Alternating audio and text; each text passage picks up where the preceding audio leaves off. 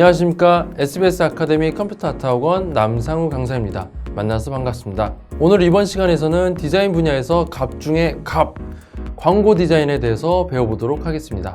광고 디자인은 15초의 미학이라고 말하듯이 몇 초 안에 사람들의 시선을 압도시켜야 한다는 데서 굉장히 매력적인 디자인 분야라고 할 수 있습니다. 실제 광고 디자인의 영상이나 인쇄물을 보시면 한눈에 사로잡혀 여러분들의 머릿속에 뇌에서 뉴런을 따라 소름이 돋으면서 아! 또는 헐! 이라고 하셨던 경험이 한 번씩은 있으셨을 겁니다. 그런 디자인은 어떻게 기획하고 제작하는지 이번 수업 시간을 통해서 한번 배워보도록 하겠습니다. 자, 오프닝에 이어서 이제 수업을 진행하도록 할 건데요. 일단 첫 부분은 여러분들이 광고 디자인을 처음부터 막 만드는 게 아니라 일단 개요라든가 아니면은 광고 디자인의 목적 이런 것을 먼저 알아보도록 하겠습니다. 자, 광고 디자인이라는 단어 중에 광고라는 단어만 먼저 알아보도록 할게요. 광고는 한자어로 풀이하자면 넓을 광에 알릴 고, 그래서 널리 알리다라는 뜻을 가지고 있습니다. 세상에 널리 알리는 거죠. 이미지를 제작하고 혹은 TV 광고를 만들어서 세상에 널리 알리다 라는 뜻을 가지고 있는 광고 디자인. 이 광고 디자인은요, 쉽게 만들 수가 없습니다. 여러분들의 창의력이나 혹은 남들을 제3자를 세상에 널리 알릴 수 있게끔 공감대를 쌓는 게 가장 중요하기 때문이죠. 그래서 광고라는 것은 그림으로 사람들과 소통하는 것이라고 할 수 있습니다. TV는 영상이기 때문에 영상으로 사람들과 소통하는 것이겠죠. 저는 인쇄 광고를 주로 설명드릴 겁니다.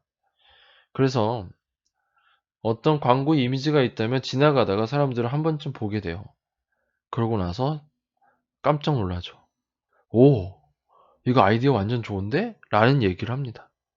저도 지나가다가 괜찮은 광고가 있으면 그냥 계속 쳐다보고 있어요. 한 번에 이해가 간다면 아! 하면서 헐 대박 뭐 이런 식으로 표현을 하겠죠. 그런데 지나가다가 봐도 모르는 게 있으면 계속 보게 됩니다. 그래서 광고 디자인은요, 찰나의 순간에 한 번에 알아볼 수 있어야 돼요.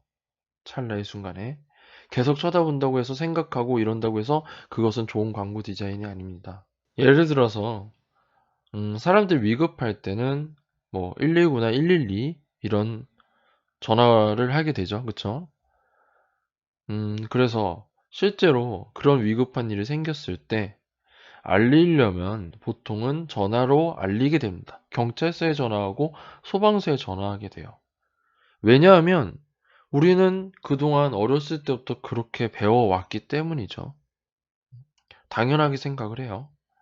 그래서 광고 디자인도 그런 부분을 생각해서 만드시면 됩니다. 만들기라기보다는 아이디어를 창출한다고 보시면 되겠죠. 당연한 것. 새로운 것을 만든다고 생각하지 마시고 그냥 기존에 있던 것들을 이용해서 광고를 만든다. 이게 가장 사람들과 소통하는 것의 최고의 방법이라고 저는 생각하고 있습니다. 다음, 광고 디자인 중에서 이제 광고, 널리 알리는 거에 대해서 제가 설명을 간단하게 드렸고요. 다음은 디자인에 대해서 알아보도록 할게요. 자, 디자인이라는 단어는 한글이 아닌 영어입니다. 그래서 디자인은 일반적으로 계획, 구상, 설계, 의장 등으로 번역이 됩니다. 일반적으로 어떠한 일정한 용도를 가진 것을 만들려고 할 때 그것이 용도에 맞고 가장 미적인 형태를 지니도록 계획 및 설계를 하는 것이 디자인이라고 볼 수 있습니다. 자, 제가 읽은 것은요. 제가 방금 설명드린 것은요. 보통 책에 나와 있는 그런 설명들입니다. 디자인의 어원은 디자이네어라는 단어로부터 와서 지시하다, 표현하다, 성취하다 이런 뜻을 가지고 있는데 틀린 말은 아니에요. 맞습니다. 그래서 이 단어는요, 아름다움과 쓸모가 합쳐진 단어입니다. beautiful과 useful. 사용이 되는데 아름다워야 된다는 것. 그래서 저는 이렇게 생각을 해요. 디자인은 신미성도 있어야 되고요. 아름다움 당연히 있어야 돼요. 그리고 쓸모 있는 실용성이 무조건 있어야 된다고 생각을 해요. 그런데 요즘 팬시아트 제품을 보면은 예쁘고 아름답기는 하나 가끔 쓸모없는 제품들이 있어요. 그런 것들은 보통 어디에 있냐면 시내에 나가보시면 상호명을 얘기는 못하겠지만 예술상자라고 있죠. 네. 예술상자에 가보시면 이쁜 것도 정말 많습니다. 정말 구매 욕구를 막 불러일으켜요. 제 지갑을 막 열고 싶게 만들어요. 하지만 쓸모 있는 것도 있고 없는 것도 있습니다. 만약에 쓸모 있고 디자인까지 좋다면 그것은 훌륭한 디자인이겠죠. 자, 그래서 그렇게 아름답고 쓸모 있는 디자인을 만들려면 몇 가지의 조건이 필요합니다. 이미 알고 계셔도 한 번 더 복습하시면 좋을 것 같습니다. 자, 디자인의 조건. 한목적성, 신미성, 경제성, 독창성, 질서성. 이렇게 5가지가 있는데요. 자, 한목적성부터 설명을 드리도록 하겠습니다. 자, 한목적성. 가장 으뜸, 최고를 뜻하고요. 그래서 목적에 맞게 쓸모있게 만드는 것이 한목적성이라고 보시면 됩니다. 신미성은요, 네, 아름다울 미자 들어가서 아름다움과 매력을 넣은 것을 신미성이라고 하고, 경제성은 디자인으로 인해 창출되는 수익 구조를 생각하는 그런 것을 경제성이라고 하죠. 흔히 말해서 제품으로 인한 디자인된 제품이나 혹은 뭐 차량 탈 것, 이런 것들이 디자인으로 인해 창출되는 수익, 즉 매출, 이런 것도 포함이 됩니다. 독창성, 나만의 디자인을 만들 것. 누구를 카피하는 게 아니라 정말 희귀한 자신만의 디자인, 이런 것이 독창성이라고 할 수 있습니다. 자, 그래서 마지막으로 차별화 전략을 잘 짜야 되겠는데요. 한목적성, 신미성, 경제성, 독창성까지 이 4가지의 조건이 질서 있게 조화를 이루도록 한목적성, 신미성, 경제성, 독창성까지 한목적성, 신미성, 경제성, 독창성까지 이 4가지의 조건이 질서 있게 조화를 이루도록 한 것이 바로 질서성이라고 할 수 있습니다. 자, 이런 이론 내용은 너무 지루하시죠? 네. 하지만 알고 지나가셔야 합니다. 그래서 앞에서 제가 설명드렸던 세상에 널리 알리는 광고와 이 5가지 한목적성, 신미성, 경제성, 독창성 4가지를 조화 이루게 이 4가지를 조화롭게 이루게 한 질서성까지 해서 광고 디자인이 된다면 충분히 좋은 디자인이 나오겠죠. 널리 알리고요. 예를 들어서 인쇄 포스터가 벽에 붙어 있어요. 혹은 버스 정류장에 있습니다. 사람들은 버스를 기다리면서 그 광고를 보게 돼요. 만약에 별 내용이 없다면 별로 관심도 가지지 않을 겁니다. 하지만 관심이 있다면 뚫어져라 볼 거고요. 혹은 핸드폰으로 사진도 찍을 수 있겠죠. 정말 희귀한 디자인이라면. 예를 들어서 디자인을 아예 모르는 일반인들이 있습니다. 그런데 그 일반인들이 그 광고가 특이하다고 사진을 찍을 정도면 엄청난 디자인이라는 거죠. 그래서 여러분들은 광고 디자인을 할 때 항상 제3자, 보는 사람의 입장을 고려해야 합니다. 자, 보통 디자인 학원에 가보면 전공자와 비전공자 두 분류가 있어요. 전공자들은 보통 시각 디자인과 혹은 산업 디자인과, 게임 디자인과 등등의 학생들이 있고요. 비전공자는요, 디자인과, 미술과 전혀 관련 없는 보통 일반 학과들의 학생 혹은 졸업한 취준생 등이 있습니다. 직장인도 있겠죠. 근데 그 디자인과 출신 학생들이 조금 착각을 하는 게 있다면, 나는 디자인을 잘하니까 뭐 이 정도야 뭐 충분히 비전공자 애들보다 훨씬 잘할 수 있어 라는 착각을 하게 되는데, 저도 그랬습니다. 저도 시각 디자인과 출신이고요. 저도 그렇게 생각을 했는데 사실 그거는 정답이 아니었어요. 남들보다 잘한다는 그 자신감은 좋았지만 제3자, 디자인의 D자도 모르는 그런 일반인들의 생각을 전혀 생각지 않았다는 것이죠. 디자인 출신이니까, 디자인과 출신이고 디자이너 출신이니까 내가 생각을 하면 그 사람들도 공감해 주겠지가 아니고, 일반인들의 생각을 공감시키도록 여러분들은 디자인을 하셔야 됩니다. 자, 그래서 광고 디자인 중에 디자인이라는 단어에 대해서 제가 한 번 더 설명해 드릴게요. 이건 제 생각입니다. 저는 디자인은 예술과 다르다고 생각을 합니다. 저는 디자인과 예술, 이 두 가지는 서로 다르다고 생각을 합니다. 여러분들도 혹시 그렇게 생각하시나요? 제 생각에 예술은 신미성을 주로 추구한다고 생각을 하고요. 디자인은 신미성도 중요하지만 실용성에 더 무게가 있다고 생각을 합니다. 자, 디자인이라는 것은요, 남들의 생각을 열게 하고 남들의 지갑도 열게 해야 됩니다. 네, 생각을 여는 것도 중요합니다. 생각을 열어서 내가 전달하고자 하는 것을 제대로 확실하게 전달하는 것도 물론 중요하지만, 저는 지갑을 열어야 한다고 생각을 해요. 누군가가 제가 만든 디자인을 보고, 제품을 보고, 오, 저거 나 소장하고 싶어 라고 생각하는 게 저는 디자인이라고 생각을 해요. 아트는 자기 자신만의 생각을 굉장히 많이 표현함으로써 뭔가 신비로움이 있겠지만, 제3자는 예술 작품을 봤을 때 이해를 할 수도 있고 못하는 경우도 있습니다. 그래서 디자인은 상업 미술이고요. 파인아트는 예술이 되겠죠. 상업이라는 단어가 들어가게 되면 돈이 들어갈 수밖에 없어요. 그래서 저는 디자인이라는 단어를 상업 미술, 곧 지갑을 열게 만드는 그런 행위를 디자인하다라고 생각을 하고 있습니다.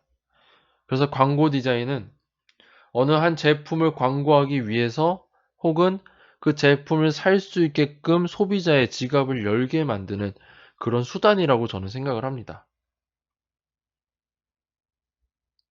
그래서 광고 디자인을 잘 하기 위해서는 여러 가지 경험이 필요하겠죠.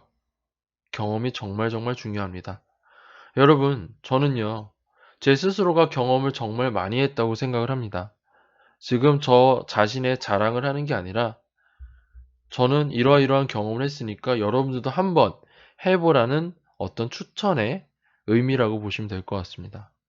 저는 시각 디자인과를 졸업하고 그 이후에 디자이너로 일하면서, 그 다음에 지금 현재는 강의를 진행하고 있는데요.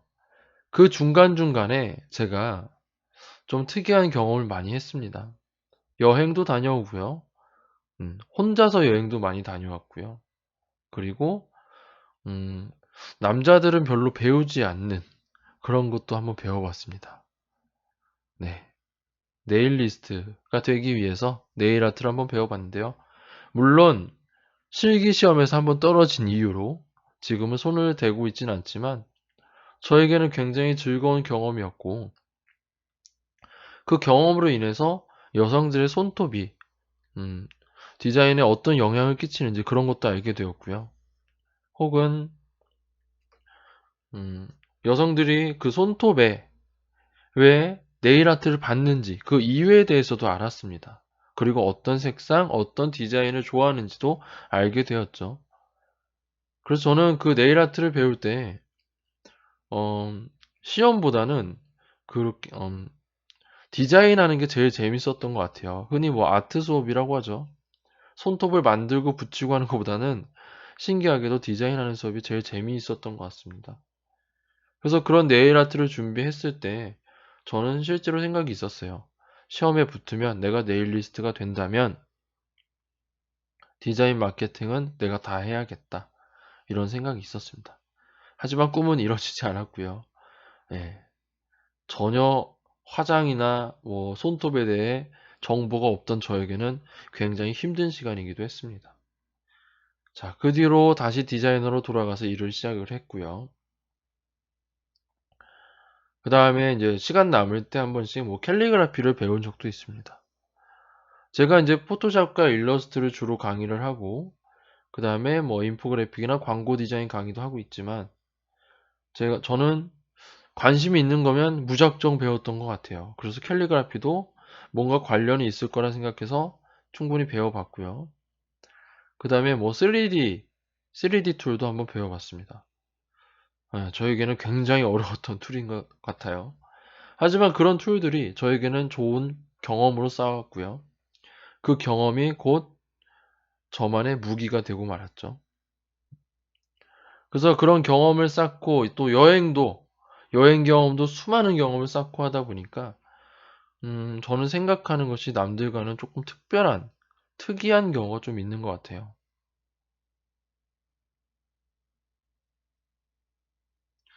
어,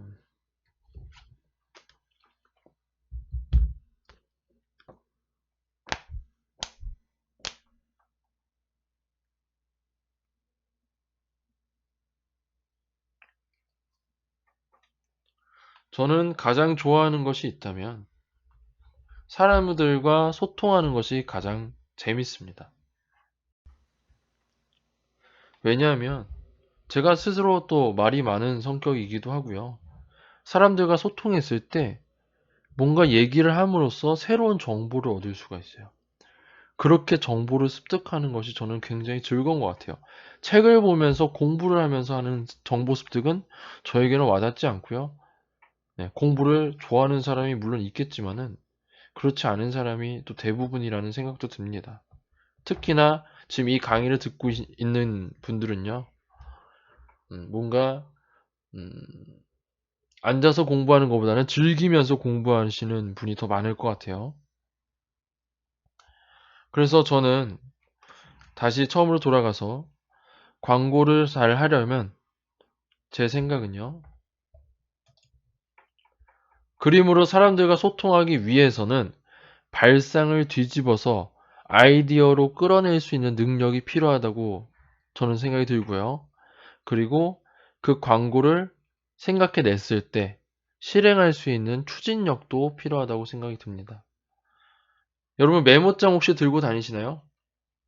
광고 디자인을 잘 하려면 메모장을 들고 다니시면서 중간중간에 생각이 탁 아이디어가 확 떠오르는 게 뭔가 있다면 바로바로 메모를 하셔야 됩니다. 아, 요즘 스마트폰 쓰는데 누가 메모장 써요? 이럴 수도 있어요. 하지만 손으로 쓰는 것과 핸드폰 두드리는 것과는 다릅니다. 왜냐하면 펜이 있으면 그림도 그릴 수 있거든요. 요즘 스마트폰에도 펜이 있는데요.